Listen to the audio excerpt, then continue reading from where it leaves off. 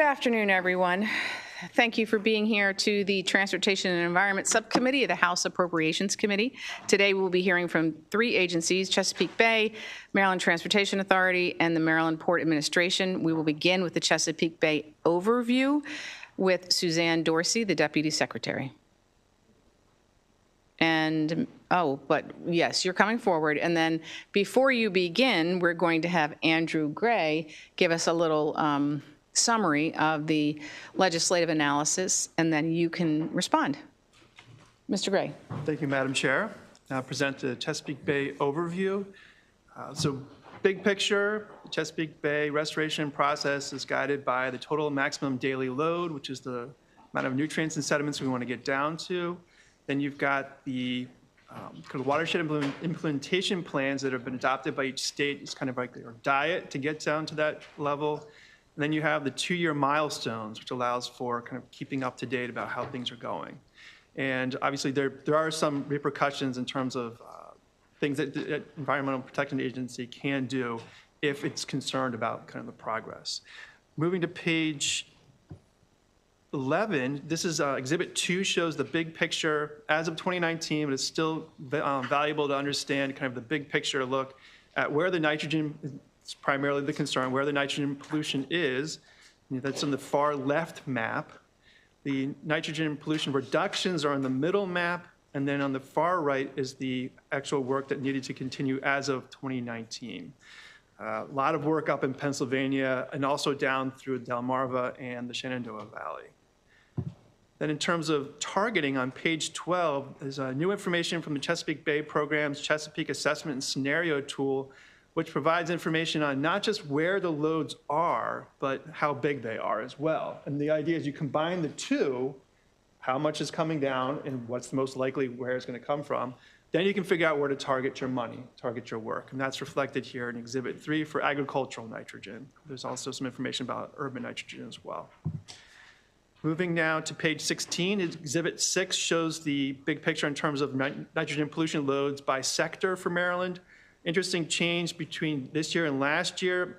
The Back River and Patapsco wastewater treatment plants were not doing well. Therefore, they were loading at much higher levels than they were previously, and certainly not at the design level.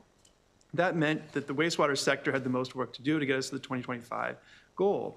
That has now shifted to agriculture since those two wastewater treatment plants are now up and running in the way we want them to be running. Then by basin on page 18 shows the nitrogen levels for the different parts of the state, 5 basins. And also of interest here, perhaps the eastern shore is very agricultural, so that's now the highest loads need to be kind of reduced from the eastern shore agriculture. And that's a switch from previously it was the western shore because of the major wastewater treatment plants, Back River and Patapsco, not doing well. Then on Exhibit 8 on page 20, that's the big picture in terms of all the different states and their levels of reductions. Delaware looks like it has the most to do, but it's a very small amount. It's really Pennsylvania where the majority of the work needs to be done going forward. Going now to the first issue on page 24, this is the overall Chesapeake Bay restoration funding. And on page 25, Exhibit 10 shows the big picture of information provided by the agencies discussing kind of all of the money that's being used for Chesapeake Bay restoration purposes. So it's not just the nutrients and sediments, but this is also land preservation, it's education, toxics, land preservation as well. So you're seeing about an $83 million decrease between the working appropriation in fiscal 2025 and fiscal 2026 allowance, and that's primarily due to purple line activities in the Maryland Department of Transportation, which is included as part of these overall numbers.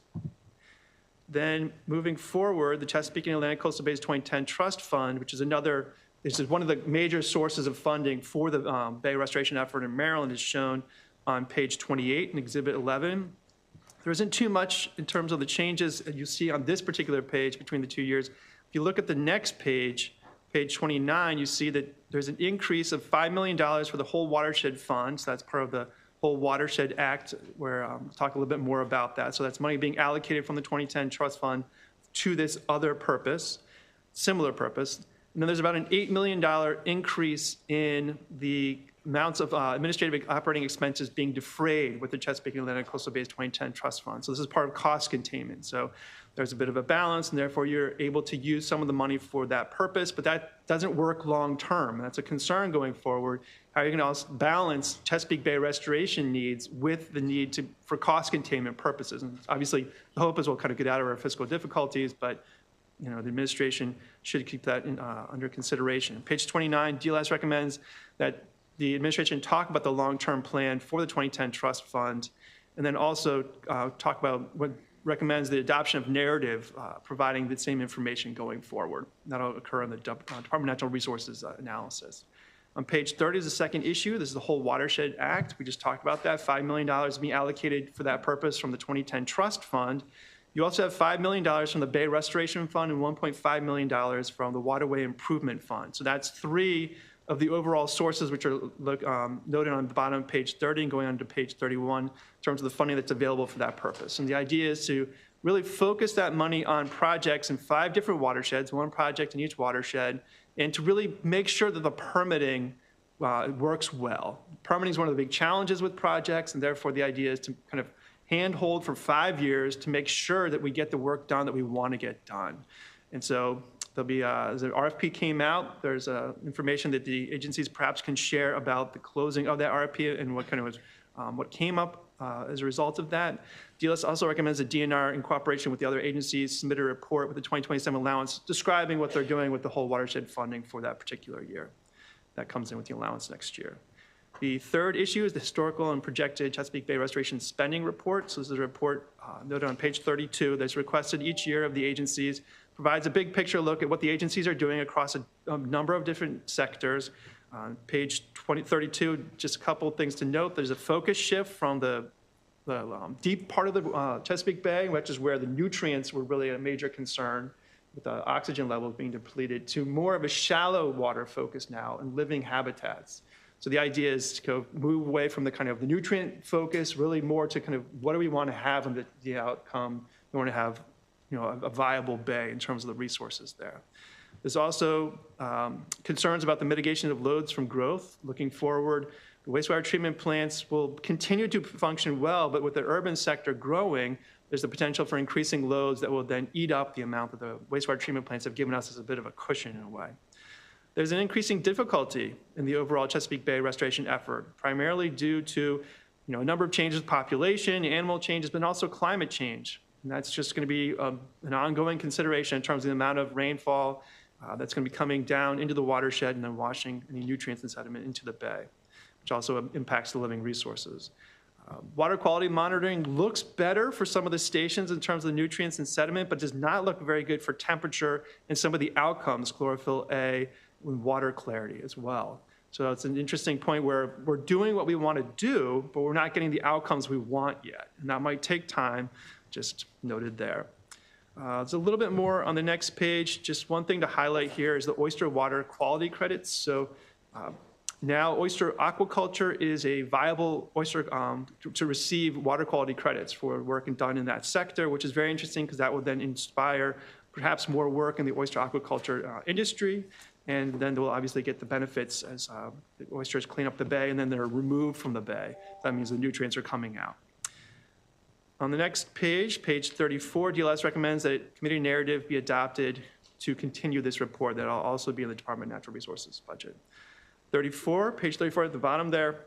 It's a brief review of the critical path forward for the Chesapeake Bay program beyond 2025. So this is a report that came out in the fall of 2025, or 2024, excuse me. The basic idea was the worker bees, the principal staff committee, did a report as requested that suggested that we really should focus on science, restoration and conservation, and partnerships looking forward, and gave some suggestions about some changes that could occur. The deciders, the Chesapeake Executive Council, then adopted the charge. Basically, it was put up by the worker bees, and then as noted on page 35 in those bullet points. So the basic idea there was to look at the outcomes from the Chesapeake Bay Agreement and make any revisions that are necessary for science purposes or for kind of attainability purposes, and also to look at streamlining and simplifying the partnership process in order to kind of get things done. So the idea being that bureaucracies can grow over time. How do you kind of bring them back in, kind of refocus the effort so we can really kind of get things done. DLS recommends the administration comment on how the charge really impacts its fiscal 2026 budget for the administration. All right, Conowingo Dams on page 36. So the Conowingo Dam Watershed Implementation Plan is a separate watershed part of the TMDL for Chesapeake Bay restoration, 6.75 million pounds. A couple of years ago, Maryland actually contributed $25 million to that purpose. And it's a very exciting idea that Susquehanna River Basin Commission is now kind of issuing requests for proposals for various pay-for-success projects to be working in that general watershed up above the Conowingo Dam.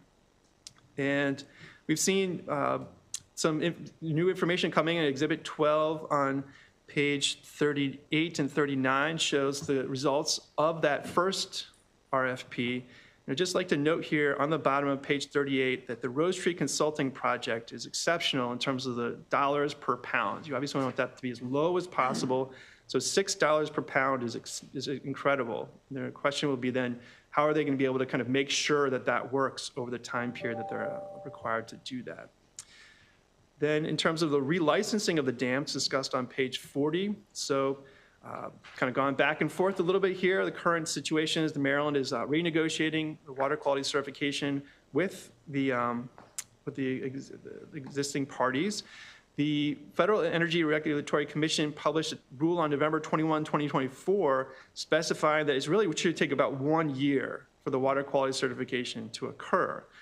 So Maryland's taken a lot longer than that. One question is, does that have any implications? Is the Federal Energy Regulatory Commission going to say, hey, Maryland, you've gone over above the 1 year requirement, therefore potentially implicate the $200 million agreement that Maryland has with Exelon for doing a lot of work in the watershed. DLS recommends the administration comment on the Budget Committee's concerns about how that money is being used, whether it was being used as originally intended, and also to talk about how the kind of next RFP is going to work and what portion of the remaining funding will be going towards that, and to talk a little bit about the kind of the concerns about the FERC's recent ruling, finally about the next steps for water quality certification.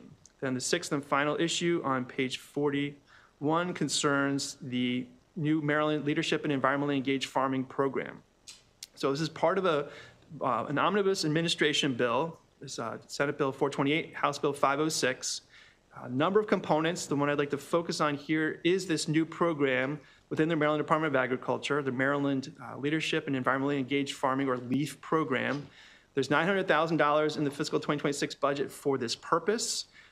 The funding is intended to be used to create incentives for farmers to engage with both best practices and community practices that really kind of help out the agricultural community. So helping out the Bay and helping out agriculture as a whole.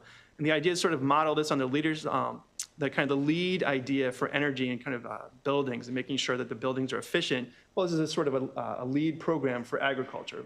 Focus on the people who are doing really well, give them incentives to do even more. And then other people, hopefully other farmers will come in and join the program. There's a little bit of concern, though, about the conflict between the amount of money that's programmed in the fiscal 2026 budget and a cut that's actually reflected in the Budget Reconciliation and Financing Act. So the Budget Reconciliation and Financing Act appears to reduce from $2.5 million to $500,000 the amount that would be available for this program, and yet this program is programmed $900,000. So obviously $900,000 is more than what appears to be available. So I'll have the agency comment on that. Then on page 43, it kind of asks the agency to talk about the difference between what the Budget Reconciliation and Financing Act is really reflecting and what this bill is noting in terms of where they want the funding to go, and to generally talk about how the funding will work in the program, and also recommends the restriction of funding pending a report on the activities of this particular new program. Then on page 44, the long-awaited recommended action, which is that the agencies are non-budgeted. Thank you very much. Thank you, Mr. Gray. And now we have Deputy Secretary Dorsey and somebody else. Good afternoon, Madam Chair, Mr. Vice Chair.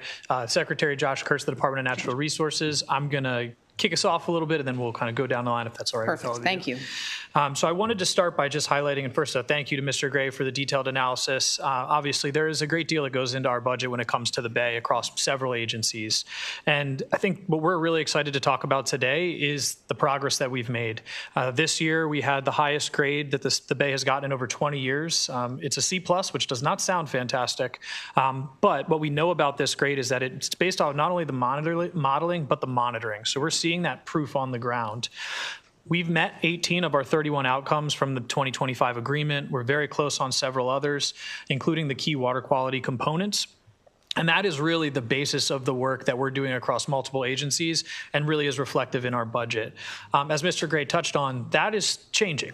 We are in a place right now where the 2025 agreement, that expiration date is this year. We have not fully met that agreement. And so, as he said, the Executive Council, led by the governors of the 6 states, the mayor of the District of Columbia, the regional administrator of EPA, and the Chesapeake Bay Commission have gotten together, and we've been working to figure out what's next. And really what we're leaning into is what has worked in the initial in this agreement and making tweaks to ensure that we optimize that so it's more effective.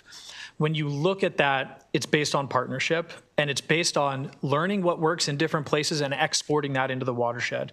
And while we often think about that programmatically, I think what's really important for us here in the state of Maryland is to understand that from a budget perspective, our leadership is directly related to the improvements that are being made in Pennsylvania and Virginia.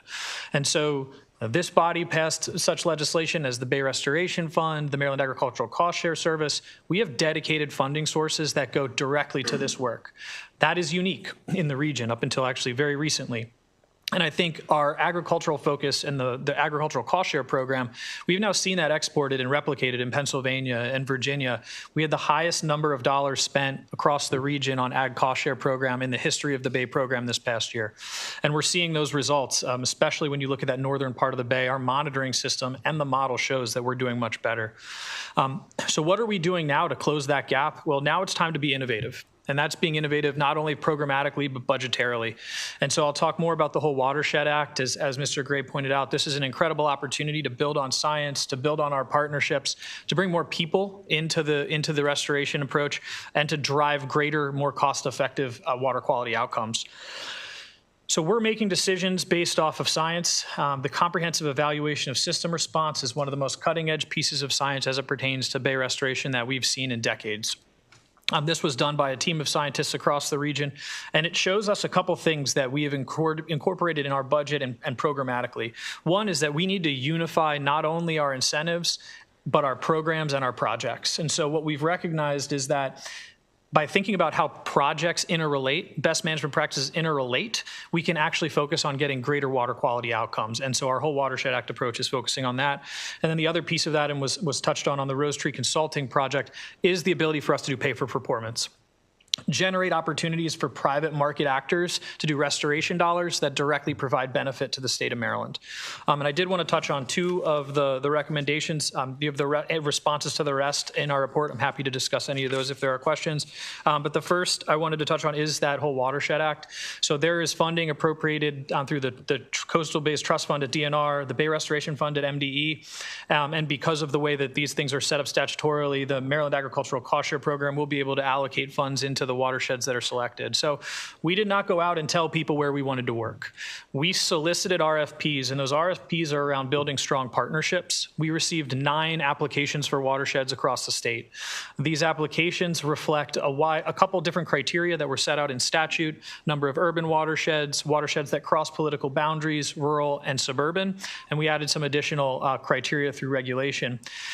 Those watersheds, we had 9 applications. They're based around strong partnerships, so they needed to have local government support. All of the applications do. And they are a diverse set of partners that are involved in these. We'll be picking which 5 move forward on March 31st.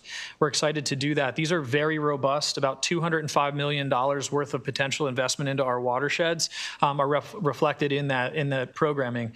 And that's not just state dollars. These are philanthropic dollars that would be coming in, potentially federal dollars as well. And so we'll be working through those that selection with our team internally and then releasing that on March 31st. We're very excited about that. And then the second I wanted to touch on is how our budget reflects this shift in direction that we are currently, our governor is leading as the executive council chair. So a couple things. One is what we have identified as a place where we have not been successful is land conservation. And so the work that we're doing at the department through program Open Space is directly related to us meeting our goals of the 30% reduction. Land that is protected and remains as forest is very good for water quality and gives us a really high credit. The other place for that is how we tackle our living resources. Our budget has $2 million for our watermen who are doing the work of restoring oysters.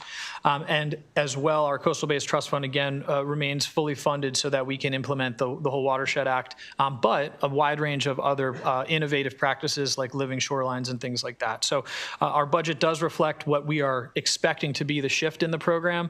And as the lead in terms of negotiating this, we feel like we're in a solid position for our budget to reflect what the outcome will actually be.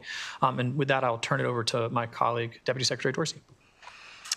Good afternoon, Chair Watson, members of the committee. For the record, I'm Suzanne Dorsey, Deputy Secretary, Maryland Department of the Environment. Secretary McElwain sends her regrets for being unable to attend today. First of all, I want to acknowledge that we fully understand that Maryland is facing budget and revenue challenges, and MDE is committed to seek creative solutions to address those challenges. And examples of this include strong public partnerships, as my colleague has already suggested, and also the Pay for Success partnerships, which allow private investors to provide upfront financing and reduce the risk for taxpayers. In addition, we're thinking strategically about how we can reduce general fund reliance and investing in technology that will help us reduce costs over time. Everything that we do is guided by three key priorities: reducing pollution at its source, managing stormwater runoff, strengthening partnerships. So in the wastewater area, where Mr. Gray did an amazing job analyzing what we've been doing and how that impacts the Chesapeake Bay. Most of our success is due to improvements and investments made to upgrade wastewater treatment plants. We've reduced nutrient pollution from these upgrades. But we're not done. We continue to invest in plant upgrades, and we recognize that our permits need to be strengthened. So we've added maintenance and operational requirements into permits. We're conducting more inspections and leveraging technology to track performance. We're addressing facilities whose past upgrades are now reaching the end of their lives. So our early warning system, which Mr. Gray touched upon, proactively flags plants that are struggling and allows them to take corrective action before issues escalate. It prevents problems that have historically led to violations and inefficiencies. In addition, under the Secretary's leadership, she has reduced the number of what our General Assembly has called zombie permits, cutting the backlog by 80%. To stay ahead of the legislatively directed schedule. There's still work to do. We know that. We continue to work in the stormwater management area, and I recognize that, Chair Watson, you've been a leader in managing flooding, especially in the older urban areas. We've got to work hard to restore those areas, modernize our stormwater regulations so that they reflect today's and future climate conditions through stakeholder advisory process that's inclusive, and especially working with our building industry. We want to harmonize water quality and water quantity.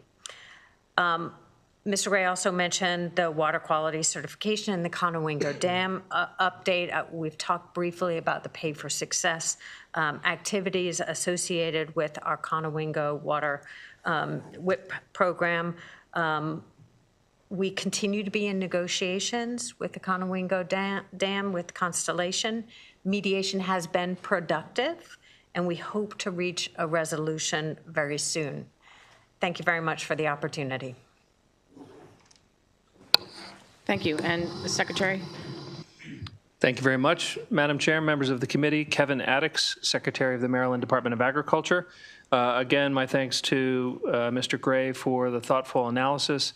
As someone who is newer to the Bay restoration effort, none of this is clear-cut. And so to have an analysis that helps to make it clear is very much appreciated.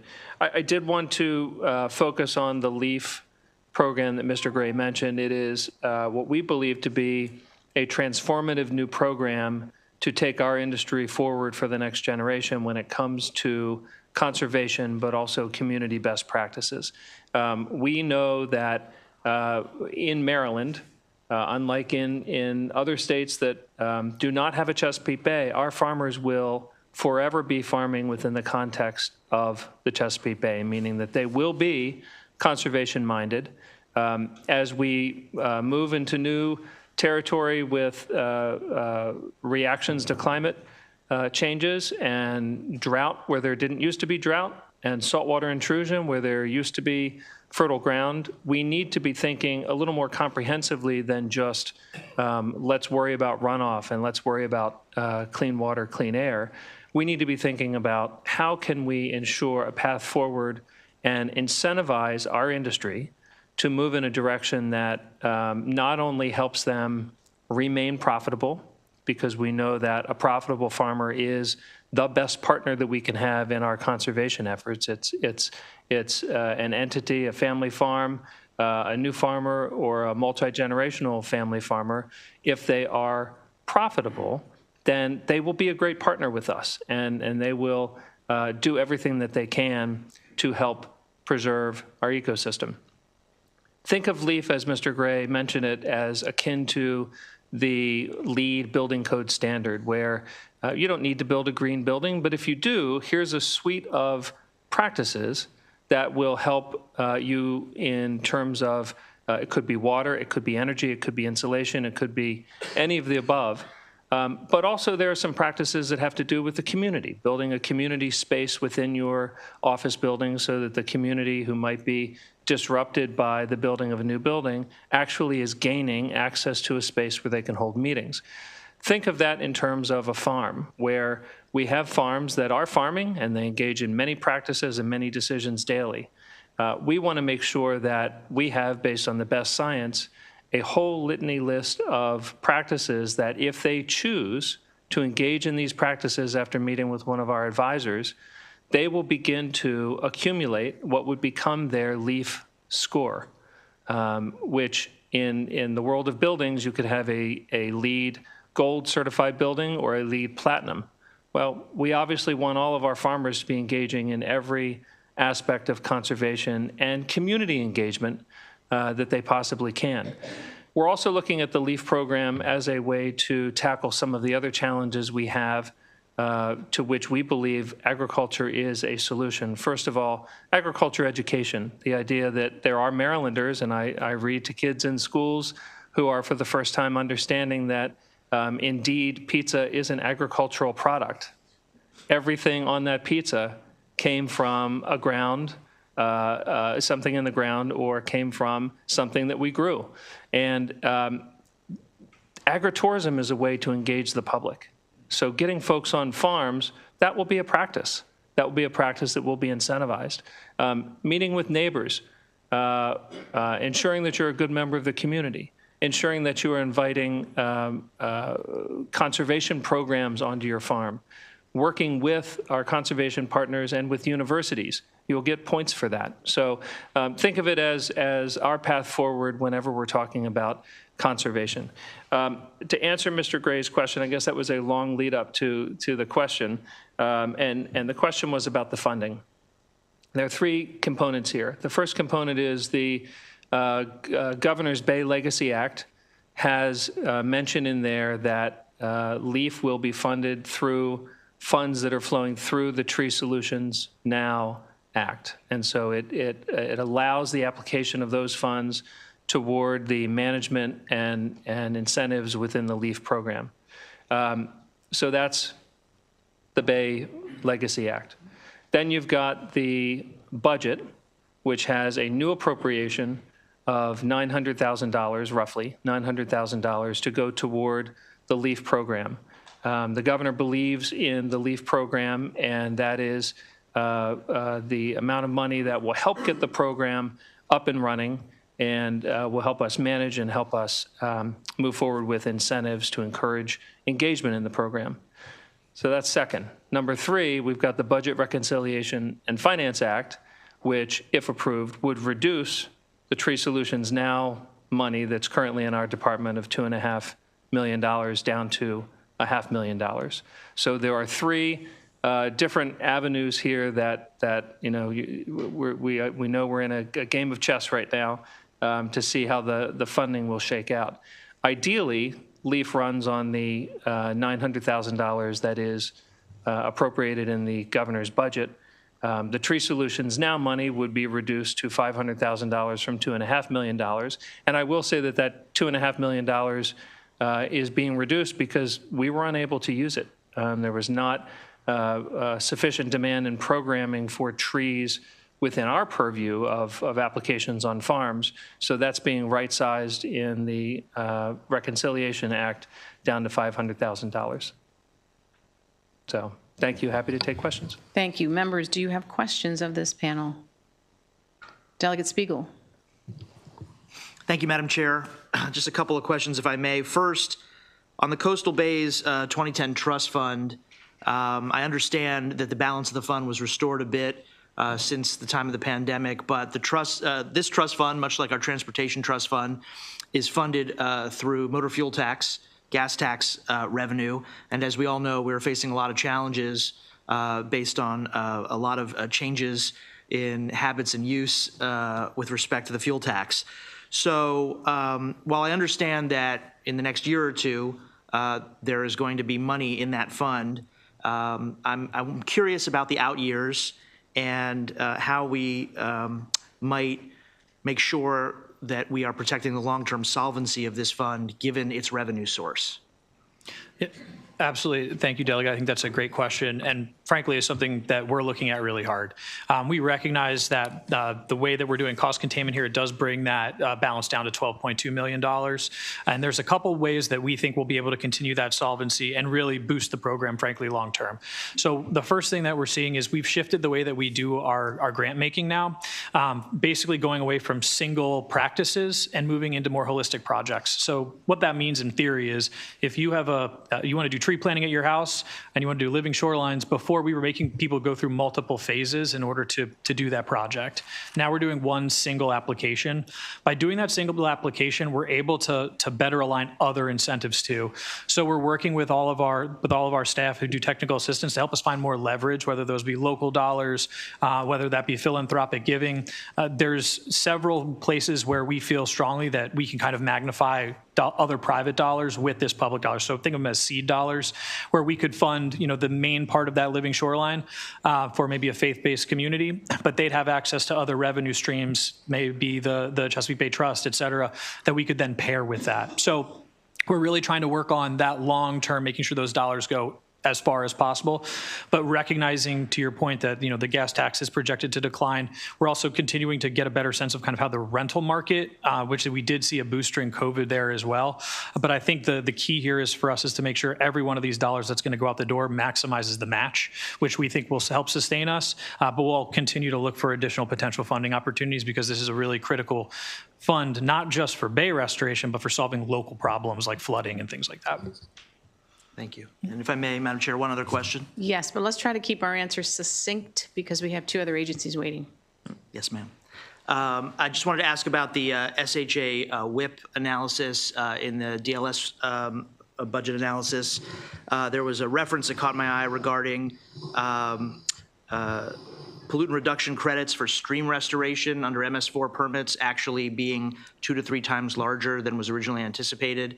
And given that I come from a background in local government that also has an MS4 permit, I'm curious if there's any additional information about why that stream restoration credit has been magnified and how other jurisdictions can take advantage of that.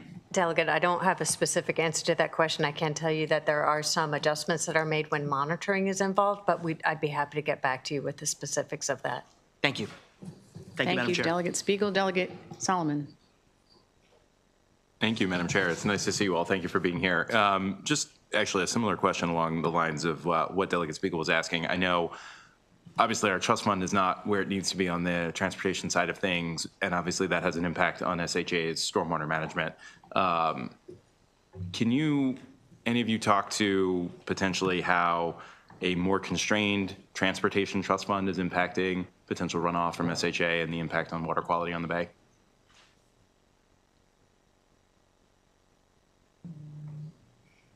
Well, I think more broadly, when we look at the impact of improving or increasing any impervious surface in the bay, what we really are focusing in on right now is ensuring that there are retrofits put in to begin with.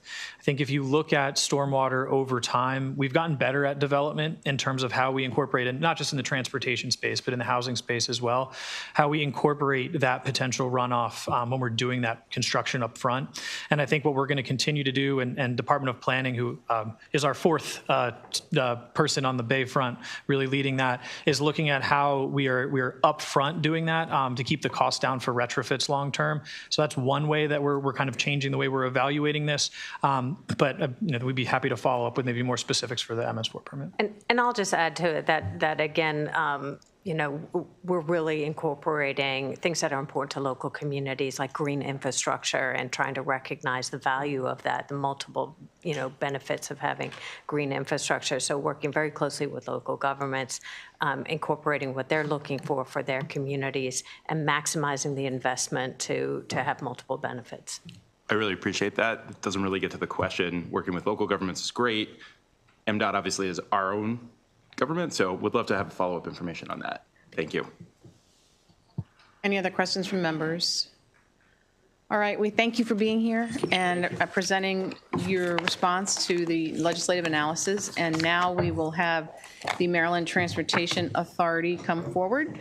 Our budget analyst is Samuel Quist, and we have our MDOT Secretary Wiedefeld here with us today. And we also have the Director of the Maryland Transportation Authority, Bruce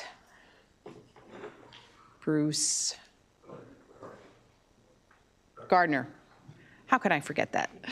Okay, so Mr. Quist, you're going to go as quickly as you can since we're a little bit behind, right? Okay, thank you, but take your time. All right, thank you. Good afternoon. The Maryland Transportation Authority analysis begins on page 1. This is the operating summary. The operating budget is $595 million, an increase of about $16.5 million from fiscal 25. On page 2 is the capital budget summary. The capital budget is approximately $1.06 billion, an increase of $293.3 million. I'm going to turn ahead to page number 6 of the analysis, Exhibit 2, which is summarizing the operating budget changes. You can see the largest change is in personnel, which increased by about $7.5 million. MDTA has independent authority over its personnel as a non-budgeted agency, but largely follows statewide personnel actions. Operating expenses increased by about $9 million. The largest being $3.5 million for new and replacement motor vehicle expenses. And then you have a series of other changes for contractual services, fixed charges, and other agency purchases. Exhibit 3 on page 8 is showing the revenue sources for fiscal 26. Toll revenues are projected to be about $757.5 million. There are also $570.9 million in projected bond issuances to support the capital program. Intergovernmental revenues total approximately $41.6 million and include reimbursements for MTA police services at the Port of Baltimore and BWI Airport, as well as loan repayments from MDOT. Exhibit 4 on page 9 is showing the uses of funding in fiscal 26 due to increases in the capital program. Capital spending totals about 64% of the overall budget. Operating costs are about $450.5 million, and debt service payments total $144.5 million. Exhibit number 5 on page 10 is showing actual and projected toll revenues for fiscal 2020 through 26. In fiscal 24, toll revenues totaled $848.5 million, and through that year remained over $800 million following disruptions caused by the COVID-19 pandemic. However, the agency projects that toll revenues will decrease by about $100 million in fiscal 25 due to impacts of the Key Bridge collapse and other revenue declines.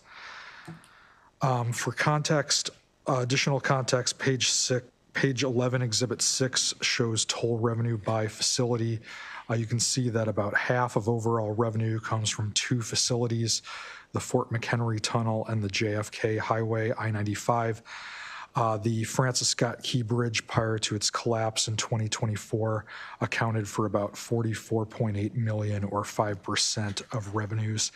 And in fiscal 22 and 23, the Key Bridge accounted for over $50 million in revenues annually. On page 12, Exhibit 7 is a discussion of MDTA bonds and debt outstanding. MDTA is authorized to issue its own bonds backed by toll revenues. In response to the Key Bridge collapse, Chapter 2 of 2024 was passed late in session last year. Among other provisions, it increased MDTA's debt limit on total debt outstanding from $3 billion to $4 billion. Exhibit 7 is showing that due to new projected debt issuances in fiscal 26 through 2030, the level of total debt outstanding increases and peaks at fiscal 29 and 2030 at about $3.8 billion, which is just under the new debt limit enacted last session.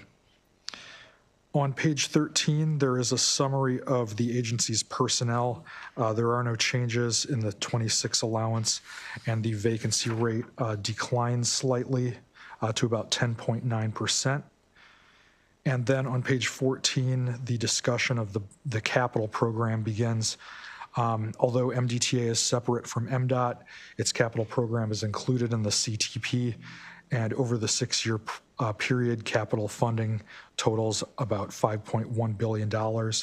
As shown in Exhibit 8, capital spending by year increases noticeably between fiscal 25 and 27, largely due to increased spending on the Key Bridge reconstruction and other capital projects. On the next page, page 15, Exhibit 9 is showing the fiscal 26 capital funding by facility. You can see here that the majority, almost half of the capital budget, is related to the Key Bridge reconstruction and other capital projects. The other 2 largest areas of spending are the I-95 Express Toll Lanes expansion project and bridge redecking projects on the Chesapeake Bay Bridge. For your reference, there's a full list of capital budget projects on pages 16 through 18, and on page 19 is a list of major changes from last year's CTP. The issues section beginning on page 20 is further discussion of MDTA's financial outlook. On page 20, Exhibit 12 lists the financial standards that MDTA follows, and Exhibit 13 on page 21 is a summary of the financial forecast related to those financial standards.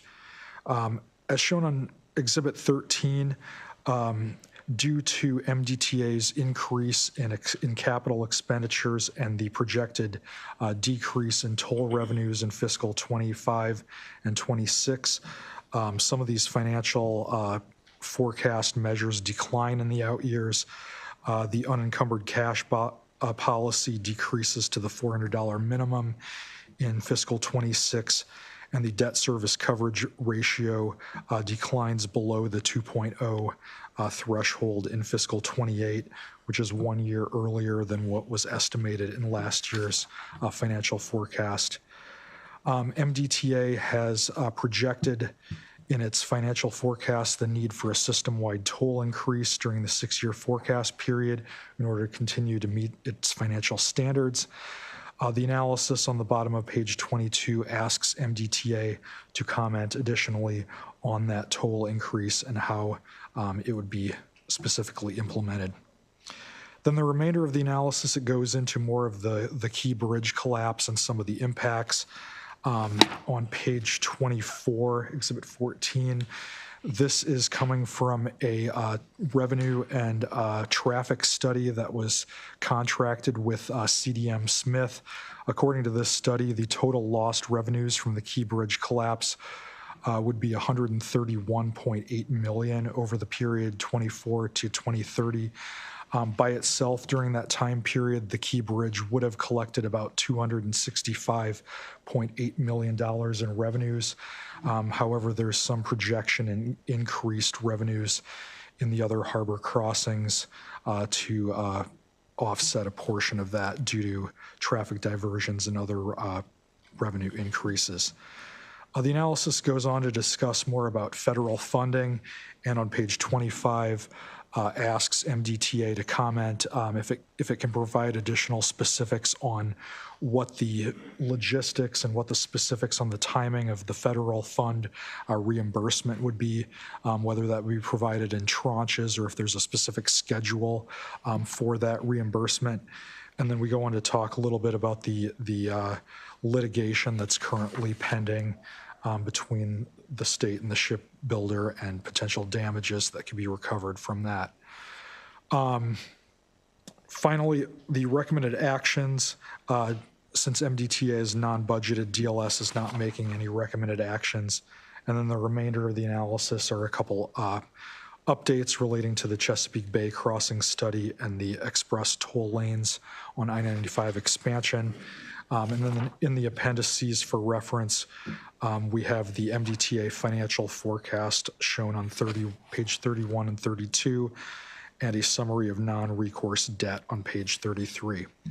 I'll conclude the DLS presentation there and can take any questions. Thank you. Thank you very much for that analysis. And now we're going to move to Secretary Wiedefield. Thank you. Good afternoon, Chair Watson, members of the committee. For the record, Paul Wiedefield, Secretary of Transportation, and thank you, Sam, for the analysis. I'm joined today by Bruce Gardner, Executive Director of the Maryland Transportation Authority. I'll just hit a few points on the Francis Scott Key Bridge. The MDTA continues to make great progress with the Key Bridge rebuild. A progressive design build contractor was awarded in just 5 months after the collapse. The general engineering consultant contract was awarded last month, and construction management and inspection service contracts will be awarded later this month. Last month, we started pre-construction activities, which included topographic surveys, underwater surveys, and soil sampling. Demolition and construction are set to begin later this year. The most significant milestone reached to date on the Key Bridge rebuild was the unveiling yesterday of the preliminary design for the structural elements of the Key Bridge. In closing, I hope you'll agree that while the bridge is being built in the same footprint as the old bridge, it will be a gateway to connecting communities and workers for generations to come. So with that, I will now turn it over to Bruce Gardner to respond to some of the DLS analysts. Thank you, Mr. Gardner. Thank you. Yes, for the record, Bruce Gardner, Executive Director of the Maryland Transportation Authority. As the Secretary stated, we have been faced with an unprecedented crisis this past year, but we continue on our mission and commitment to our service and excellence, and really do benefit from being associated with all my colleagues at the Department of Transportation as we have responded to this collapse and as part of the administration's response to the Key Bridge. The design that was shared yesterday was just one major step. Much more work lies ahead as we finalize design, refine the construction costs and plans, and negotiate the packages later this summer before significant rebuild activities get underway near the end of the year. Over the next several months, we're committed to continuing our outreach and engagement efforts with both the communities and the industry that is going to help us rebuild the bridge.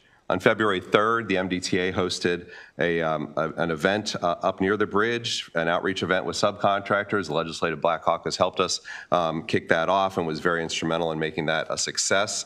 We will continue to work on those outreach events, and we look forward to doing additional ones in the coming months.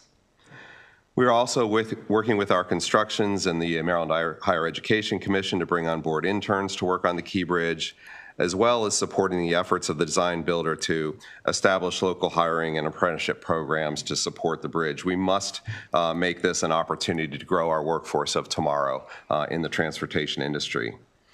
We also have implemented information sharing on the Key Bridge Rebuild website and our Facebook page. It's been a valuable tools moving forward to keep community posted, and we will continue with our other capital programs at the same time. So Sam, the analyst, mentioned the I-95 project. We were pleased to open that extension of the express toll lanes this past winter, and we'll continue to work on that upwards and on the northbound direction on I-95. In addition, the eastbound Bay Bridge redecking project represents a significant system preservation project that we have to undertake on our bridges in the Chesapeake Bay Bridge. So those crews were working overnight to replace those deck panels. We're over 50% of the way there on our first phase of that project. Sam also mentioned the Chesapeake Bay Crossing study, a significant effort undertaken to really lay out on paper, lines on maps with and alternatives for what the Chesapeake Bay Crossing could look like in the future as we seek to match the corridor in terms of the lanes on the Route 50 corridor. A bridge in that same location is basically where we're going, and we have more public hearings coming up on that in the next couple of years. Finally, I want to just talk about our financial standards for a minute before addressing the analyst comments. But Fitch confirmed our AA rating and stable outlook. Moody's actually affirmed our rating but placed the MDTA on a negative outlook, citing uncertainties of the Key Bridge as they did that. We have had periodic meetings with the rating agencies over the past year, and we've been successful in mitigating some of those risks in our past, and we've shown them how we have done that. The MDTA is highly focused on improving our revenue collections. As Sam mentioned, they have been they ticked down a little bit based on our traffic and revenue forecast. We are working on efforts to improve our collection of tolls. There was a report that was submitted to you all that details some of those. I've talked to some of you about that before this meeting, but we are committed to bringing those numbers up. It's been a very challenging time period with a transition in the pandemic to all electronic tolling, with the transition of toll systems. We have several enhancements in the works.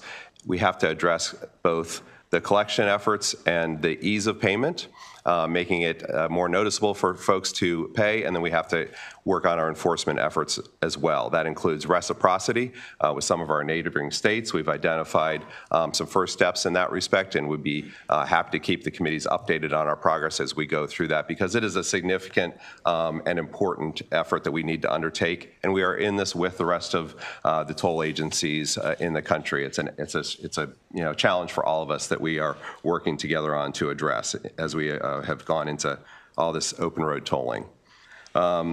So we also want to acknowledge the traffic that we're experiencing in that Baltimore region, and we're working constantly to address that and working on that rebuild and making that happen as quickly and as safely as we can.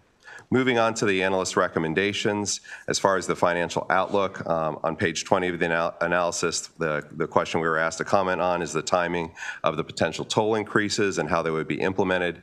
The analyst mentioned the time frame is FY28. The MDTA's financial forecast shows that the need in that year. As he indicated, it's moved forward a year because of our revenue forecast. The impacts of the pandemic coupled with inflation resulted in the MDTA forecast being in that fiscal 29. And the toll setting process, we believe it would need to start in early calendar year 27 in order to have revenues in place in FY28 to meet our financial standards. When increasing tolls, the MDTA will do so in compliance with the process set out in statute in the transportation article. The public process begins with a toll proposal for the MDTA board's consideration, followed by 2 public comment periods and public hearings at each of the toll facilities where an increase is implemented. Afterwards, the MDTA board takes final action to approve the final toll recommendation, and that entire process can take as much as 10 months. Included in our response is a flow chart that describes each step of the process, so we hope you find that helpful. With that, I will go on to the impacts of the Key Bridge collapse on our revenues. On page 22, we were asked to discuss the anticipated timing and the receipt of federal funds, and if any of the federal funds have been received.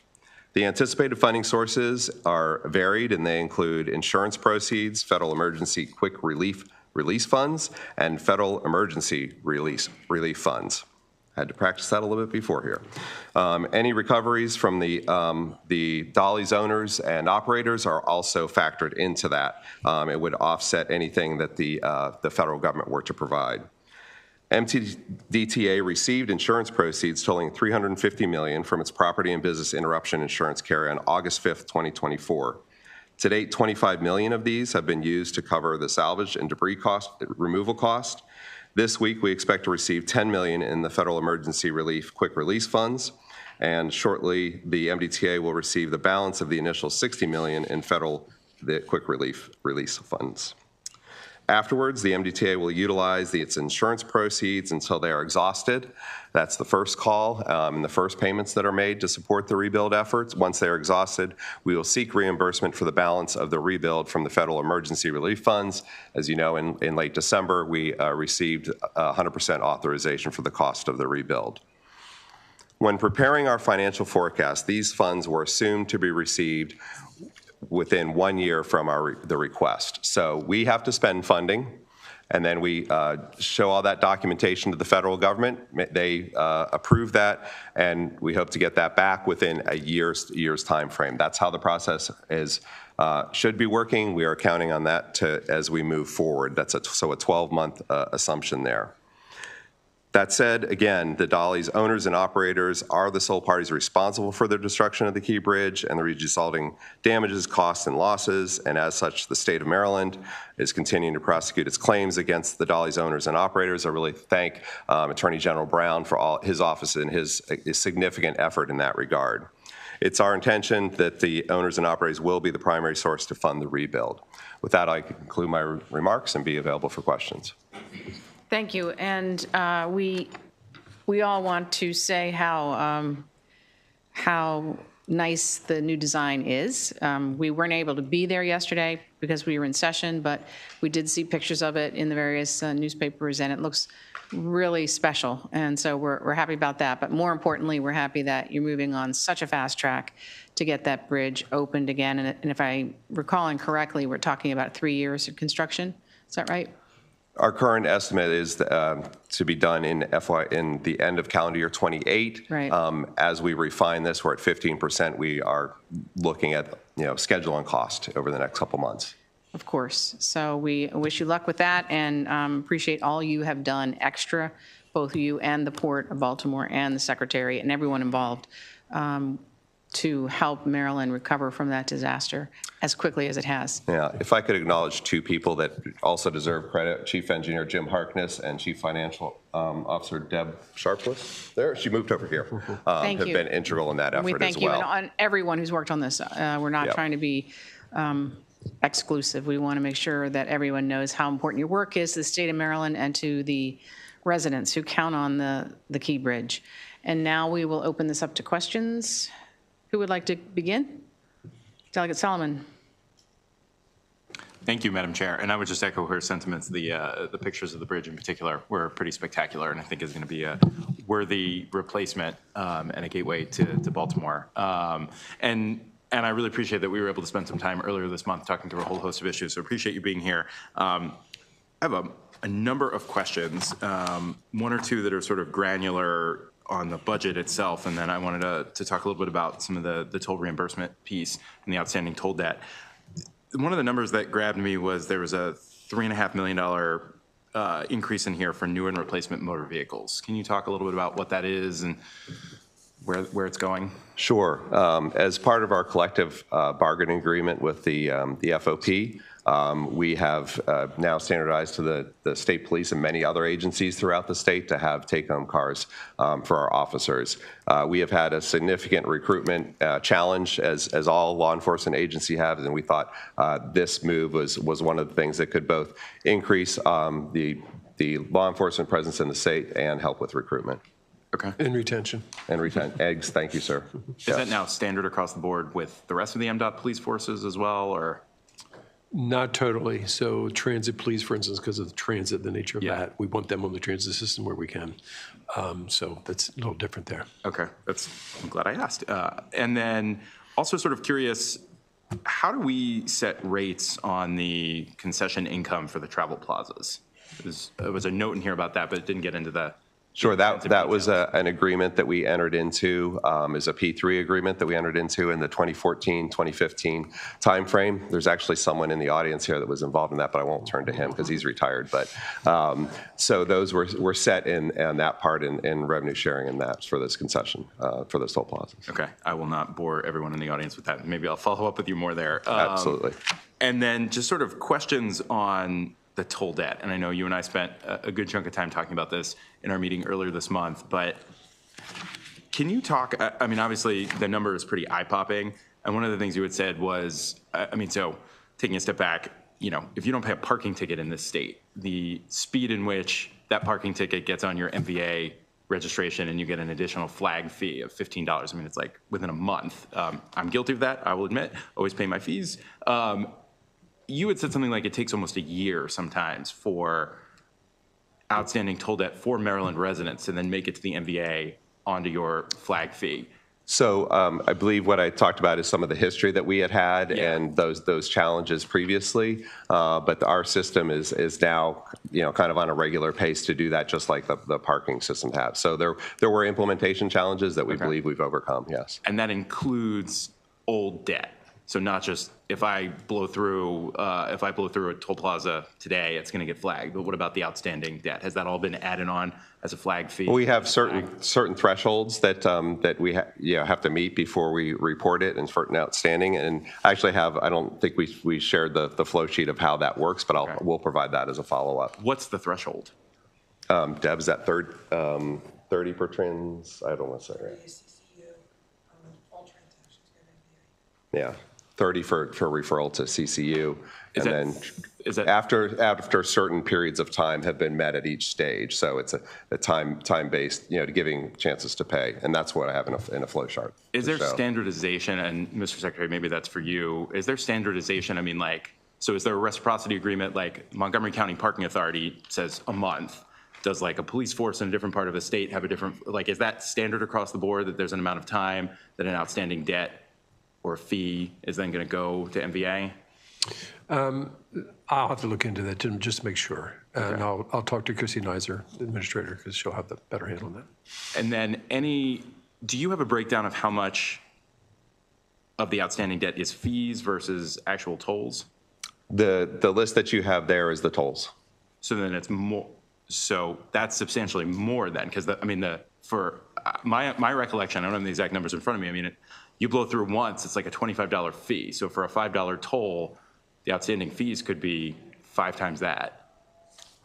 Yeah. So we're looking at outstanding debt at potentially 5 times. Yeah. What we program is our toll projection. So in terms of that's why that focus your request was on the tolls, and that's what is built in our financial. The fees are to incentivize, to recoup the collection efforts, to amount for some of the loss. So yes, it would be additional though.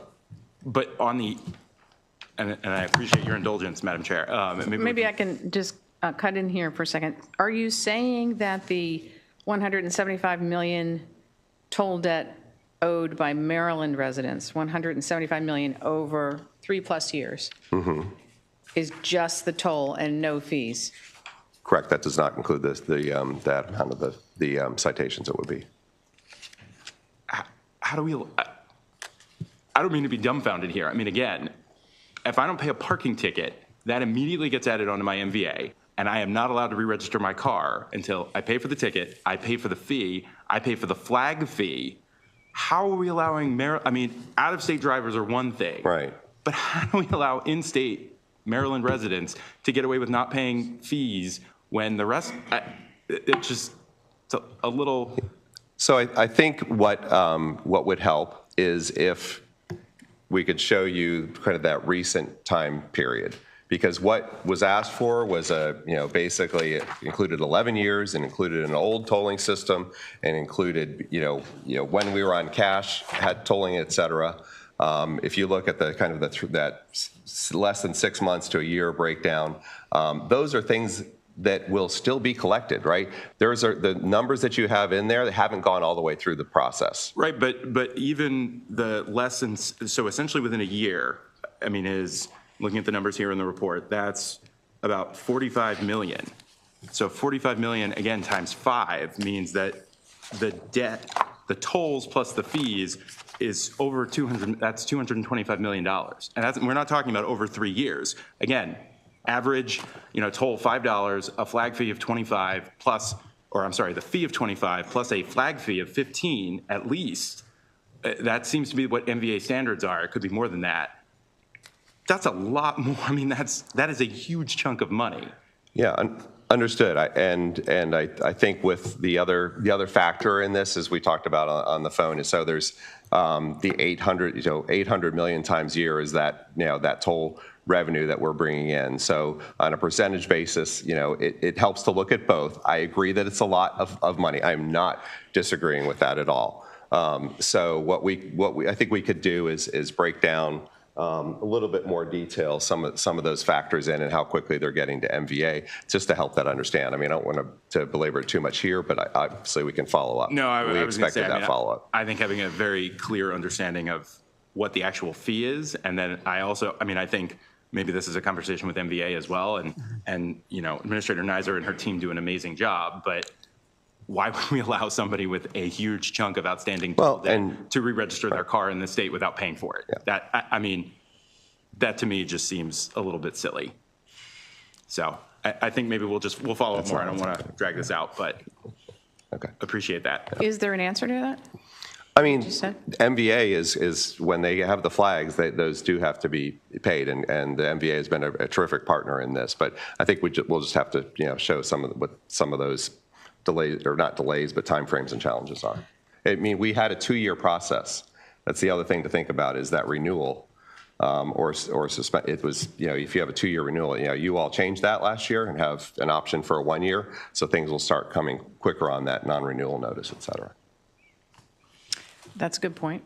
On that same subject, though, the reciprocity efforts, I believe I was told that you were working on that with Pennsylvania. Is that correct? Yes, Pennsylvania is the first state that we want to work with. I was actually with the Turnpike Commissioner, the head of the Turnpike Commission on Monday. So we're trying to advance those discussions. They would be the easiest for us to enter in that agreement with, and as you can see on the list there, they're right near the top of that behind Virginia. And is there a problem with doing it with Virginia? Virginia can be very complicated because of the 13 different toll agencies in Virginia. Did I get the number right? Okay. Yes. And the types of fees and penalties that they put on. So subjecting our citizens to theirs when you do reciprocity is something we want to get.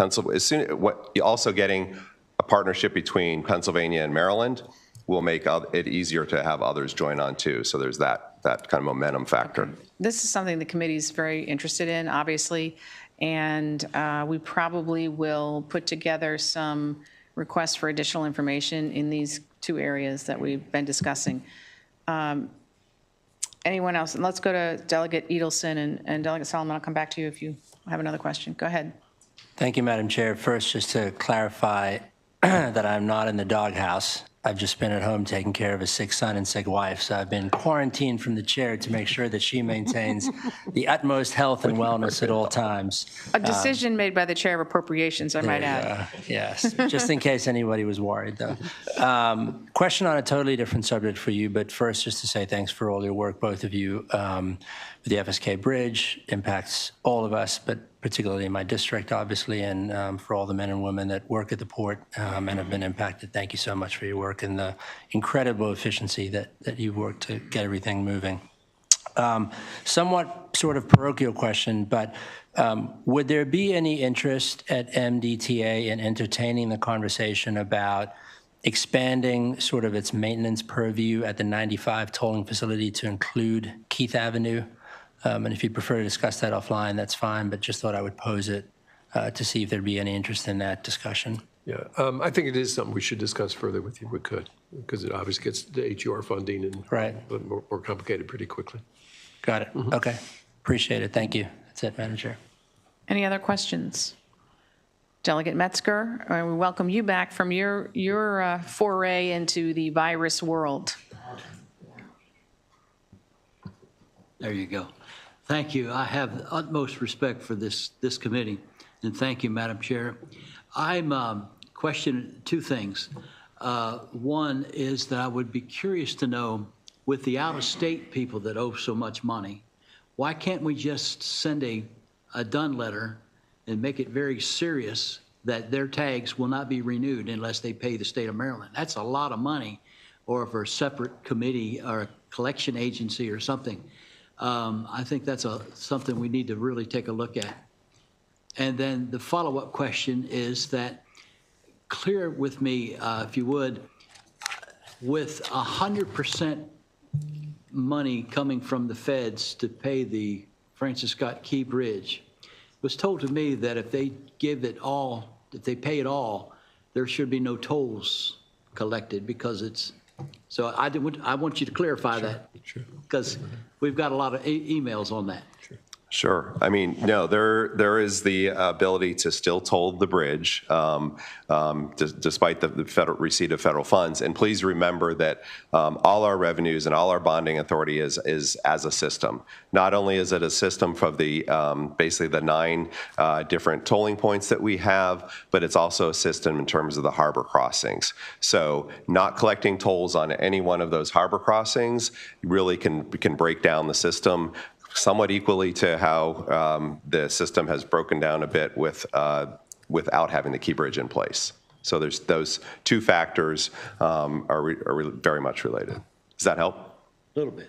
Okay, we can put something in writing if you need more. But all right, yeah. And follow up about the out-of-state tolls. Sure. So when you said, so one thing that is definitely is in the works was an RFP for like debt collection agencies to go out and do that in terms of those companies. When you mentioned taking their tags, well, they're not our tags. That would require that, that agreement with another state like Pennsylvania, so that our enforcement on tags and the registered vehicles could be equal to what we're doing in state with our own residents. So the RFP, and then we just don't have that ability without that reciprocity agreement with other states in place right now. I'll go along with that. Thank you. Thank you, Madam. Thank you, sir. Thank you, Delegate Solomon. Thank you, Madam Chair, for a second bite at the apple, and I will be brief. I did just want to say one thing, and I think we'd be remiss without saying that part of the reason we're in the toll situation we're in, obviously, aside from the bridge, is that the previous administration chose to lower the tolls and blew a $500 million hole in the overall capacity and size and scope of your budget. Because I do want to make that clear. Even if we did nothing and we had no other issue, you would still have had to raise tolls because the decision was made 5 years ago to lower them. The one question I had specifically that I didn't get a chance to ask on the out-of-state debt, the other number that was really glaring to me is Florida is 4th. They have almost as much outstanding debt, Florida drivers, as Pennsylvania drivers. My speculation would be we probably have a good number of Maryland residents who live in Florida 51% of the year, so have a Florida tag, but live in Maryland. So Curious as to whether you've given any thought to other potential partnerships in working with other state agencies that may have access to those residents. We obviously can't pull their tags without a reciprocity agreement, but maybe there's another more creative way, because that is a number, I mean, that's higher than almost any other near state, so. Happy to jump in. Not just thought, action. So we are now interoperable with Florida. We have taken decided to have multiple readers on our gantries so that we can read the same tags that Florida now uses. So they're basically just like being in the Easy Pass state. So that is going to help us moving forward with Florida. Really good partnership with them. We need to convince a couple other states to have that as well. But that is actually one of the big opportunities outlined in the report. For instance, when we get to the point with the central region, which is Oklahoma, Colorado, and Texas, big tolling agencies, lots of commercial vehicles, when they become interoperable, it gets even easier. So it's not all about the reciprocity and the enforcement actions. It's the technology in the future that really is going to help us even more than those things. Thank you. Members, do we have any final questions? All right, thank you very much for both being here. And next we have the Maryland Port Administration. And we have Steve McCullough, who's going to give us the legislative analysis. And we have Jonathan Daniels, the Executive Director of the Port. And again, we have Secretary Whitfield here with us today. Mr. McCullough. Thank you, Madam Chairman. Steve McCullough, Department of Legislative Services. You should have a document entitled Maryland Port Administration. You can see on page 1 that the operating budget for the port increases by $5.8 million, or nearly 11%. Turning straight to the managing for results measures, beginning on page 5, you'll notice that the first 3 graphs all show basically the same thing, which is the impact of the temporary port closure due to this collapse of the Francis Scott Key Bridge made 2024 metrics go down from 2023. The one bright spot in these managing for results graphs are on page 9, Exhibit 5. Truck turn times at the Secret Marine Terminal continue to decrease. Having decreased turn times means there's more throughput at that facility. In 2024, there was a closeout issue of nearly $4 million that was reverted in error of general funds intended for the Howard Street Tunnel project. There is a deficiency appropriation that restores that in the budget as introduced. There was also a legislative priority. $1 million was added to the budget in 2025 for drone-based security. The Board of Public Works reduced that by 25% in their summer action last summer, and there's another deficiency appropriation that withdraws the remaining 750 because that is not a system that the port currently is using. On page 10, overview of the agency spending shows that between personnel and security spending, that's nearly 70% of the port's spending.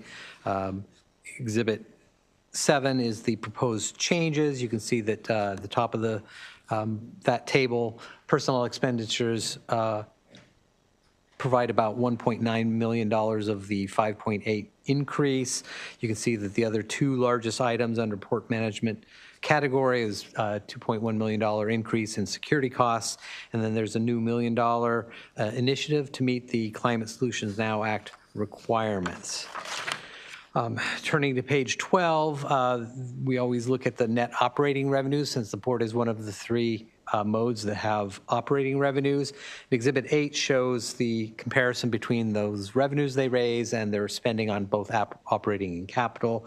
Under the current 3-year period, the revenues are not expected to quite cover the operating costs for the port. Now, that is a departure from the past where the port's own revenues have generally covered the operating costs, but they've never covered both the operating and the capital.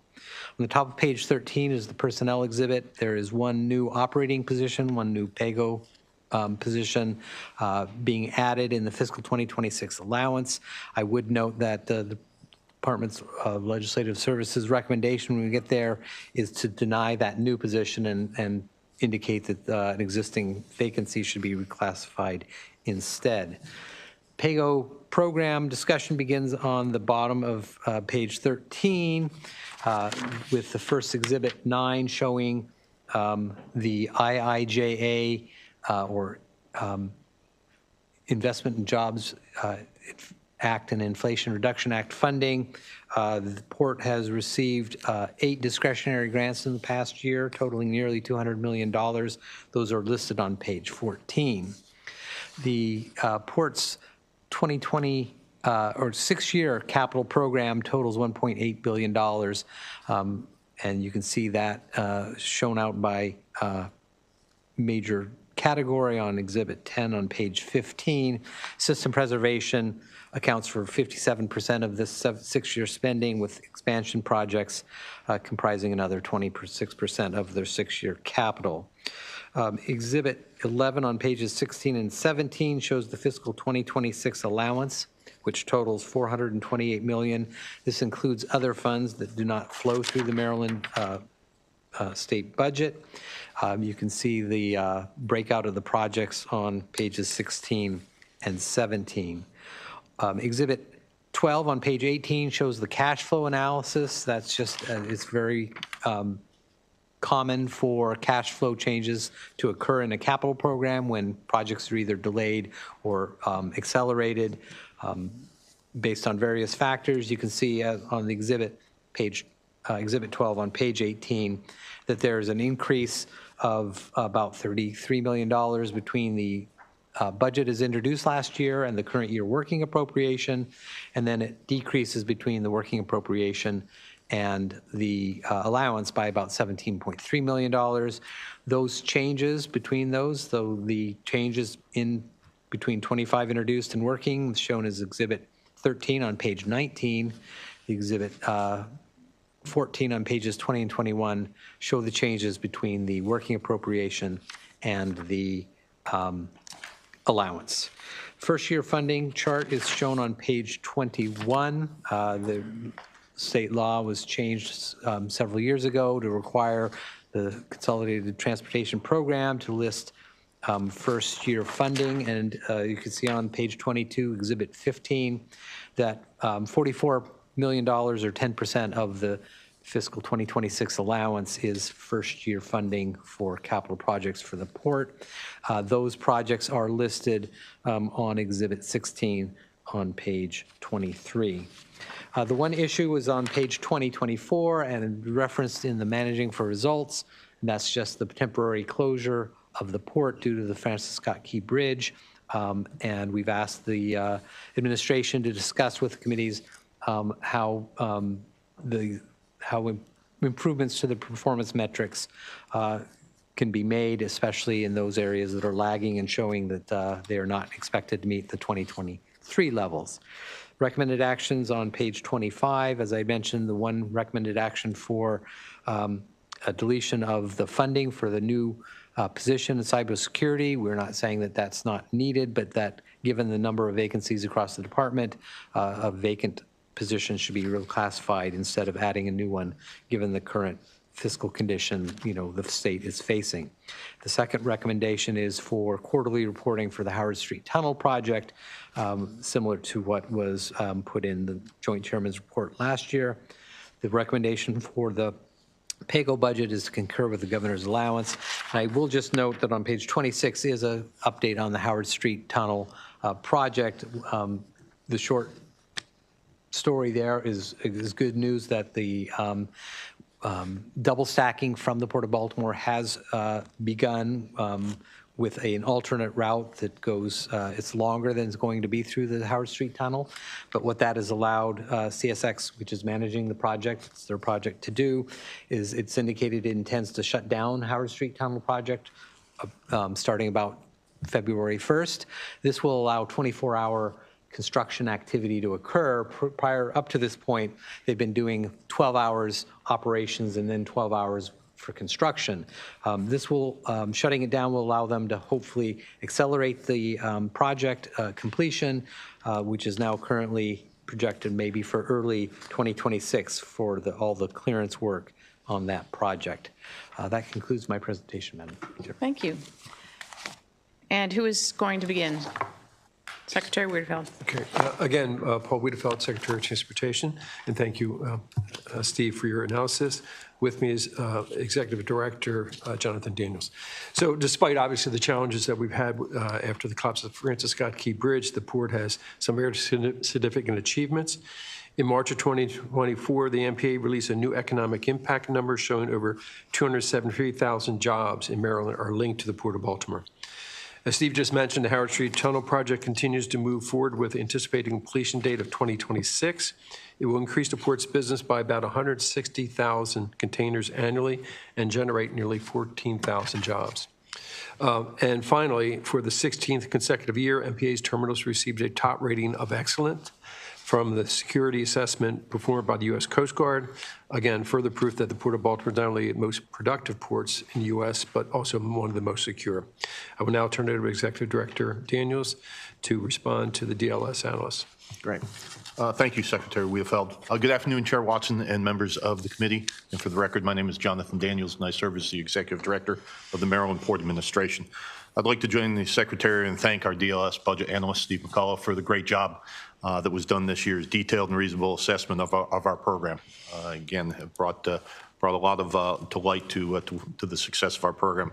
I'm pleased to be here to be able to present on the state of the port as we continue to sustain and create jobs, build resilient infrastructure, all while ensuring the port remains a steadfast steward of the environment and a leader in innovative green initiatives. In fiscal year 2024, the Maryland Port Administration handled 9.1 million tons of general cargo at its state-owned marine terminals. While the port's overall volumes would have been higher if not for the elision and the Key Bridge collapse, we continue to make strong progress on our recovery. Just a couple of highlights to note within the last year.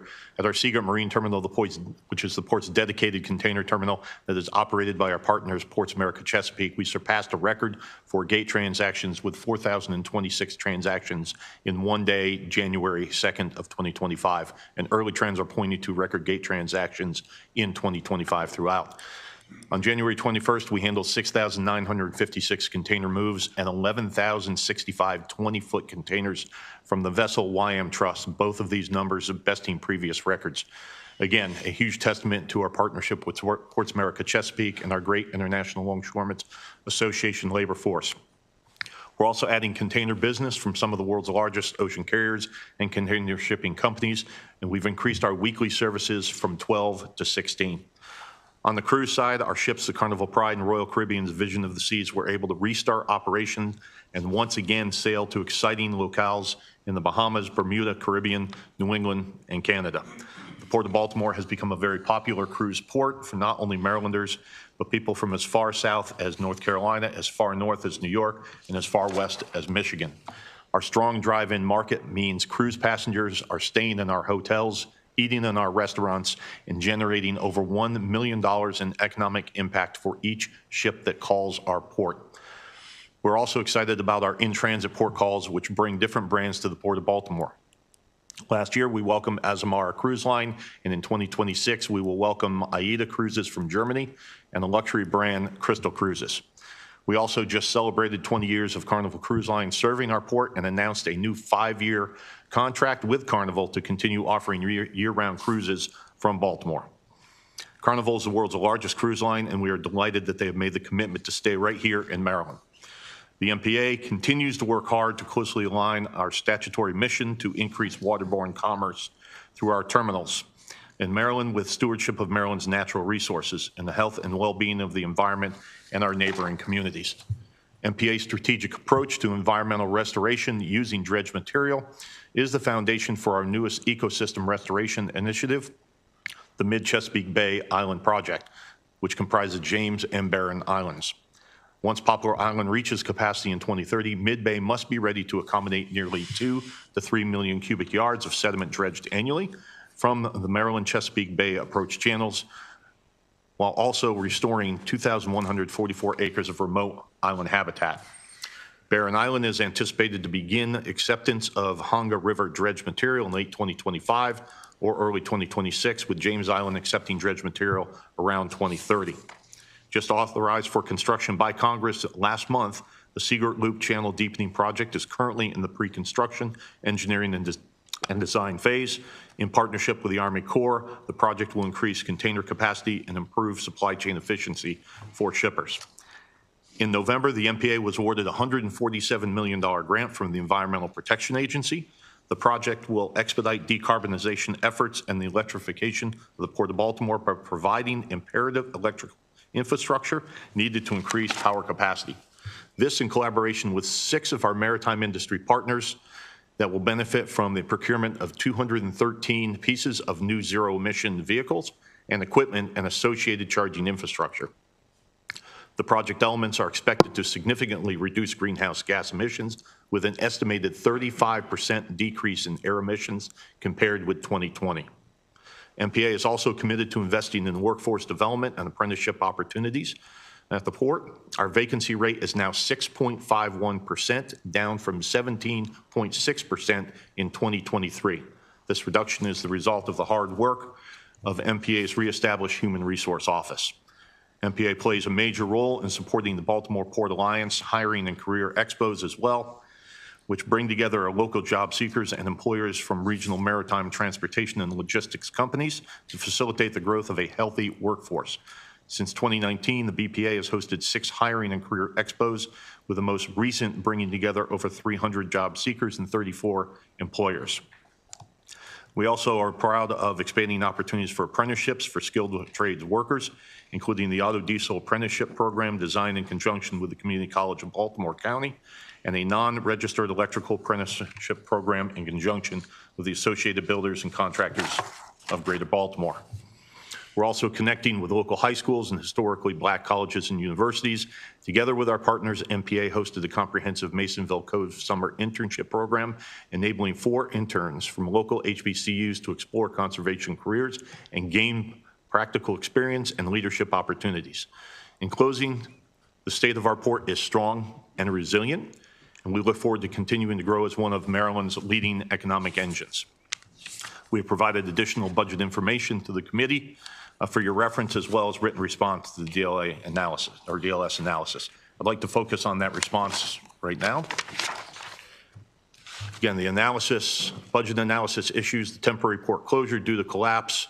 MPA should brief the committee on efforts to improve performance, and when performance measures in areas lagging 2023 levels are expected to meet or exceed those 2023 levels. And I think it's important to note that that bellwether in 2023 was a record period for the port, our highest numbers ever. So we're looking at being able to expand beyond record numbers and show incredible growth. Overall cargo tonnage volumes at MPA's public marine terminals would have been higher if not for the elision of the Key Bridge collapse, as mentioned. While the full extent of the loss resulting from the elision and bridge collapse is still to be determined, but for the bridge collapse and the resulting vessel closure at the port could have possibly surpassed an all-time record of 52.3 million tons in 2023. MPA continues to make good progress in its recovery and rebound. In partnership with Ports America Chesapeake, the MPA will have 5 new container services this year from the largest container shipping companies in the world, and these services will open up opportunities to work with new shipping alliances from Asia and Northern Europe. MPA recently signed a 5-year contract with Carnival Cruise Line. Carnival is the largest cruise operator in the world and has been serving the Port of Baltimore for 20 years. Year 1 of the new contract will show a 27% increase based on minimum annual guarantees of this new agreement and revenues from the previous Carnival agreements with MPA as a result of increasing passenger usage charges, as well as modified daily parking rates. The condition or the request to delete funding for new cybersecurity position. The department respectfully does not concur with the DLS recommendation. Security of our nation's critical transportation infrastructure requires focus not only on physical security, but more so than ever, cybersecurity of the state's transportation assets. We've been working very aggressively at being able to fill new positions and vacancies that we do have, as is evidenced by the more than 10 percentage point drop from 2023 to our current time of being able to fill those positions. So again, we respectfully disagree with the assessment and do not concur with the DLS recommendation. Adopt narrative on, number 2 is adopt narrative on quarterly progress reporting for the Howard Street Tunnel project. The department concurs with the DLS recommendation, and that is something that we are already engaged in on a quarterly basis and will continue to do that.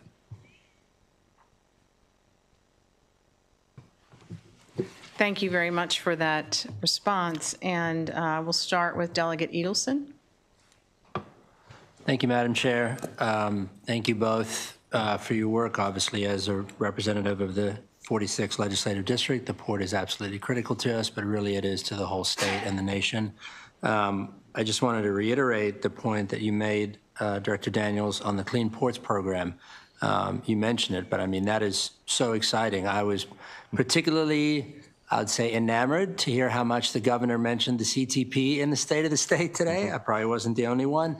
I was hoping to hear him mention this as well, because I just think this is such an exciting program. I mean, it's 213 new zero-emission vehicles, it's charging, utility infrastructure. Just want to congratulate you on that. I know things are always a little bit scary with what's going on in Washington, D.C. right now, but we can only control what we can control, and I wanted to give you a big kudos on that. And, you know, particularly for the neighborhoods of the 46th Legislative District, trying to strike that balance between focusing on the critical economic energy and engine that is the port, while trying to do everything we can to prevent pollutants getting out into the air for our neighborhoods. This is such a huge step forward, so congratulations on that. Thank you, sir. I wanted to ask you about some of the testimony that we received on a particular area of the port, which is the North Locust Point pier and terminal, where we do a lot of the salt de-icing facilities. We received testimony from the Canton Stevedoring organization concerned with the future of that facility and the fact that there's not a whole lot of programmed funding in the current CTP for that reconstruction project. We also received testimony from the ILA president who represents 333 that, you know, there's a lot of union jobs in the area. So I just wanted to ask you to comment on that and give us a sense on, you know, what is the thought on the de-icing, you know, work that you do in that terminal? I know it's very caustic to the area, and so it's a lot of money to maintain, but I wanted to just get a sense of what the plan is for that. Sure. There has been significant degradation in the pier, working off of a 2020 engineering estimate. There are areas that are significantly impacted. A lot of it, you know, as you said, the caustics that do move through that facility have a tendency to degrade facilities, and that can happen very quickly. So when it was determined that the agreement that we had would extend till 2025 on the marine side, and then the removal of material on 2026, that was based off the engineering estimate, that was about the usable life of that pier facility. We're talking just purely about the pier and the connection to the marine environment at that time. So as we've been working with Canton Stevedoring, trying to come to some type of solution as to whether we would be able to repair that. After 2020 and when the pandemic came in, we saw this, again, the shrinking in the budgets. There was a decision made to not put additional revenue into that pier, with the exception of a small amount to take care of putting some plates down to be able to extend the life as long as possible. So in working with them and then working with the secretary and the deputy secretary, there was a decision to be made that if we're looking at approximately a $15 million investment, and that gets it back to, that's rehabilitation, the state of good repair, it's not replacement or such. We were dealing with 2020 numbers. And so what we needed to do was gain access to some newer numbers, see if there's been additional degradation, and then from that point, understand what the cost would be. If we say it's 15, we want to know it's 15, and we were working off of those 2020 numbers. So the state has put in money, we're going to spend about $400,000 to be able to do another investigation, to be able to determine if there's been any additional degradation in the pier structure, and then gain an understanding as to what needs to be repaired, as well as the cost associated with that before we move. There is not money in the CTP as we speak right now. And in order for us to be able to consider moving forward on this, we just need to understand the condition of the pier facility itself. So particularly whether it's rehabilitation or replacement, right? Because those are very large swings. Sure. So we want to make sure we do the due diligence first. Great. Thank you so much. When you get that report back, I'd love to be able to look at it and hopefully work with you to figure out the path forward there. Absolutely. And to follow up on that, the operation that you have there now involves road salt, is that correct? It is road salt. There's also some other bulk material that does move through that facility. That's the primary use of that terminal. Where would you locate that operation if you were not able to do it there? It would have to find another home to be able to be accommodated, especially under the state's road salt contract. There are other terminal operators that do accommodate the movement of salt. But as far as being on MPA public facilities, we just don't have the amount of space outside of North Locust Point right now to be able to transition and move towards that bulk operation. So we'd have to find another home, more than likely at one of the private terminal operations that are within the Port of Baltimore. Okay, and you mentioned two dates, 2025 and 2026. Yes. So explain again the difference between those two dates and how that impacts the jobs that are there now. Our agreement with Canton Stevedoring allows them to utilize the marine portion or the dock until December 31st of 2025. Based on the engineering investigation that was done in 2020, that was projected to be the usable life of the pier itself. After that, until December 31st of 2026, any material that is on site, we actually reduce the amount of leased acreage, and Canton Stevedoring is then allowed to utilize the site for that year to be able to remove material, meet any contractual obligations to be able to put salt out into the network, and basically close up shop during that year. And then the lease fully terminates at the end of 2026. And if your study comes back and says we can rehabilitate this and we might want to, that is going to take an amount of time, right? It will. Yes, it will.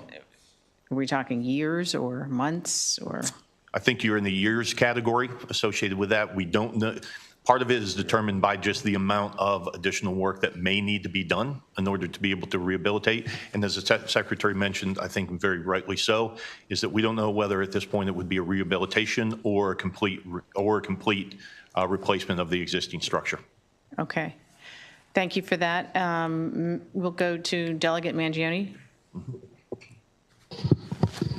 Thank you, Madam Chair, and thank you guys for being here. Well, my first question, I was going to ask about the bridge first, but it's not necessarily a pity back to Delegate Edelson here, but it's similar. I was looking through some of these here, these pages on page 14. So it's these. I want to learn a little bit about how these discretionary grants work. And I see that it came from the Inflation Reduction Act, and a number of these, and this, to his point, I mean, obviously had a concern for the environmental impact for his district and the neighbors, but I'm wondering how, several of these mention EPA. So does this work in a situation where you would, in this case, the Inflation Reduction Act, I guess, submit that we'd like funding or grant funding for a particular EPA Clean Ports project, for example, and they find merit in that, and then they give you, is it a one-time grant? Does the money? No, there was $3 billion associated with the EPA Clean Grants Program. So we went in on a competitive basis against all the other ports throughout the United States, other transportation assets that we're submitting to try and get this Clean Ports grant. $147 million of that, $2 million of that is outreach and to establish new emissions inventory programs to understand what the impact happens to be. 145 of that is for new equipment, electrification, and such. We're working with 6 of our port partners. So they are partners in this. They are paying a significant amount of the matching funds required for the grant itself. So our buying power on this and the amount of state investment has been minimized greatly associated with that. So we have to work with them on a subrecipient agreement outlining what that scope of work is. They have to get into an ordering queue right now. One of the difficulties is the amount of manufacturers in the United States that actually produce this equipment, considering that the amount of ports and the amount of money that's out there to be able to order and get this equipment in. The timeline is extremely tight for us to be able to do that. But we work hand in hand with those subrecipients to make sure that they work through the process, meet the objectives and goals of the program, and then work with them on what the procurement would look like for the acquisition of the equipment. This is acquisition of equipment and ultimately as well destruction of the previous equipment that was in place. This is a replacement program. And that's what allows us the opportunity and allows for the federal government to be able to track the type of emissions and decarbonization and the emissions reductions associated with the program. Thank you. You told me a lot of information there. I was going to ask you a much more simple question than that, but thank you for the explanation. I was going to ask you, so you got the money. I guess my basic question, and again, I'm not trying to be critical. You really know what you're talking about, obviously. Do we have to, if we were not to get those grants, for example, yes, the new administration, to me, I mean, and I'm sure some people know that I am in the same party there, would they, in your opinion, grant the funding for some of these grants, number one? Mm-hmm. Number two, if they didn't, would that be something that the state would have to fund on its own or find the funding on its own? And are those just simply things that you thought good investment going forward, or are they part of the Climate Solutions Act or a requirement? If I may. So obviously, you know, all that is to be determined, but this is really a public-private initiative. Ports America, I think, being the biggest player here, yep, because of the benefits they see for it. So we think it's a good program, obviously, for the state of Maryland and across the country. We'll see where the administration lands with that. If we don't get these dollars, any other discretionary dollars, obviously, we would have to then take an assessment of the trust fund of what we could and could not afford. Mm-hmm. Then just the follow-up, just that is the page 16 on the Climate Solutions, the Exhibit 11, it mentions the Climate Solutions Now Act, that their projects, I guess, costing $212 million is the total. So they're not in any way related to what we just mentioned, correct? So they're separate projects? Yes. Yes. Yes, they would be. Yes. Yes. And just so I understand, then the 6-year total is $190.4 million. So the total cost is $212 million. Then they have to figure out. We got to obviously come up with the difference. What the additional funds would be. That is correct. Yeah. Okay. Thank you very much. Learning a lot. Delegate Solomon. Thank you, Madam Chair. Well, just one question to follow up on Delegate Mangione's question. Do you have signed grant agreements with the federal government? Yes, for the EPA grants, we do have there's 2 separate awards. Both of them have been executed with the federal government. Great. So that's a legally binding document, correct? Yes. Important. That's for our federal partners to deal with and your massive team of lawyers with the private sector partners that you're working with. But that is important. It's signed. It's a contract. Yes. It can't be broken. On a broader question, was just curious. Obviously, there's been a lot of talk about tariffs, and by the way, I should have said I really appreciated the opportunity to sit down earlier this month as well. Again, my son's very jealous that I get to learn about the port. How, particularly the tariffs with China, what is the economic impact potentially? Do you have any forecast of a precipitated trade war or expedited tariffs on certain countries that we may import and export quite a bit of goods and services through our port? I think it's too early, really, to speculate on some of that. I really do. I think we let that play out a little bit. We will obviously monitor very closely, but to sit here today and put out a number, I don't think that's helpful. Okay. All right. Well, would love to see what you all are able to come up with on that. Thank you. Thank you, and we appreciate the uncertainty that we're all dealing with at this point in time, but I think as time goes on, we'll have more answers. A couple more questions for you. Number one, CSX moving to shut down the Howard Street Tunnel for 24 hours at a time instead of the 12. Is that going to impact anything in terms of operations for you? I mean, it does speed up the completion of the Howard Street Tunnel, but how will that impact us otherwise? They're utilizing alternative northern routes primarily. You know, we talk about the double stack and the great work about that. Work of that. They still utilize those assets to the north where they have made the clearance construction projects where those have all closed out. So at this point, it does not impact our operations. Good. Back to the cyber position. You made the case of why we need it, which I don't think we argue with, but I don't think you really made the case why we couldn't use an existing position or a empty position. Can you want to try that again? Sure. We have a limited amount of pins available to us in vacant positions. With the reorganization that we're going through right now and streamlining and looking at efficiency to include the evaluation of grant management positions to be able to help us through some of these, to be able to give up one of those positions, it's extremely valuable at this point. And actually could impact our reorganization as we're trying to do some things a little bit more efficiently at MPA. Okay. Any other questions, members? All right. Well, we thank you both for being here. Thank you. And we may follow up with some additional information, but thanks again, and that will take care of our meeting. We are adjourned. Great. Thank you. And members, if you could join me up here for a minute, that would be great.